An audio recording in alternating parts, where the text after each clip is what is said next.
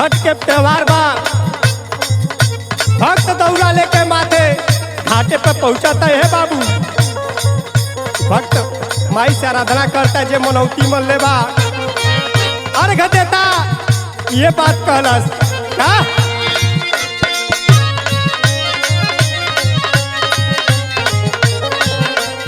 अबकी के परब छठी माई के अपने घर बुलाई के।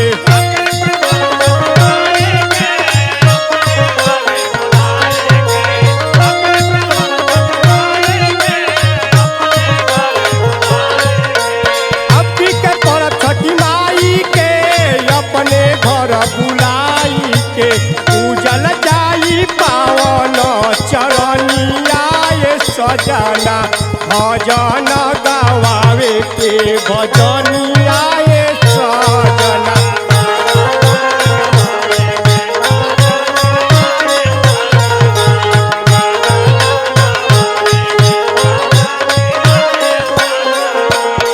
किशोर भैया मेहरुआ अपने मर्दा से कहलस सैया हमार जाई बरहज बजरिया।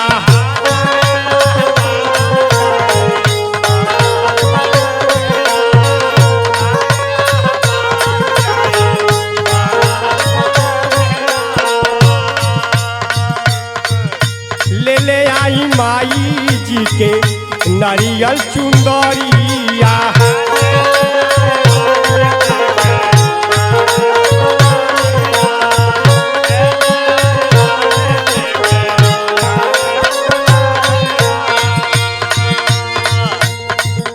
सैया हमार जाई बरहज बजरिया। ले ले आई माई जी के नारियल चुनरिया। माई के गोता लगाई के घर अंगना लिपवाई के।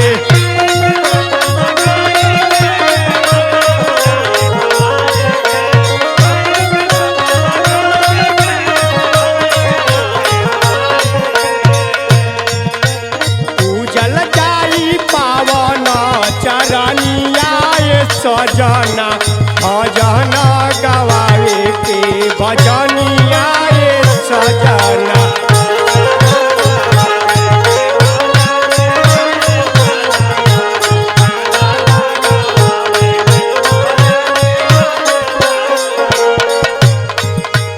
मौगी कलश मर्दा से है राजा जी एक काम और करब कि जितना हित नात वालों नात रिश्तेदार वालों टेलीफोन कर दी ताकि जल्दी से टाइम से लोग पहुंच जाओ। मेहरुआ कहलस का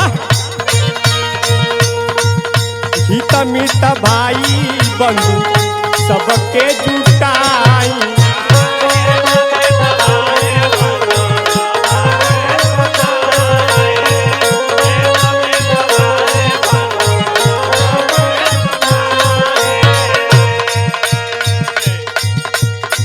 पकवान औरी मिठाई बनाई।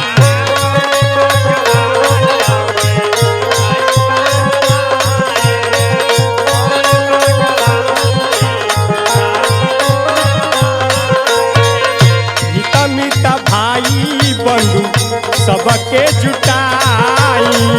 पूरी पकवान औरी मिठाई बनवाई। द्वारे पर डीजे बजाई के तम्बू तनत लगवाई के।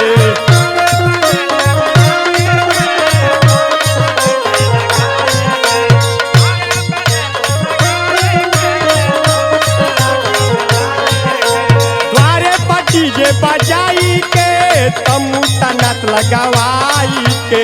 पूजल जाई माई के चरनिया ये सजना भजन गवावे के भजनिया ये सजना।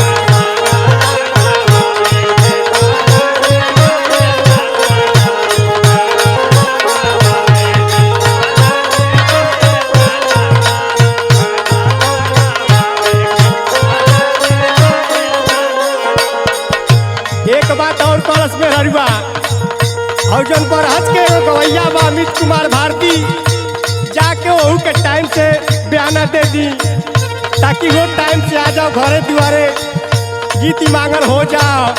कैसे कहलत औरतिया बिहारी गणेश गुरु अमित के बोलाई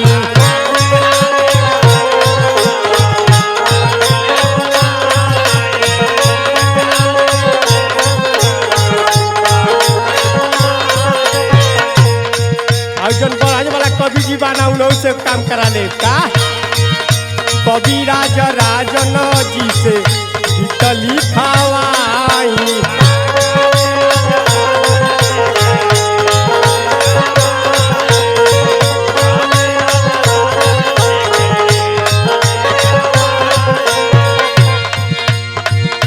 बिहारी गणेश गुरु अमित के बोला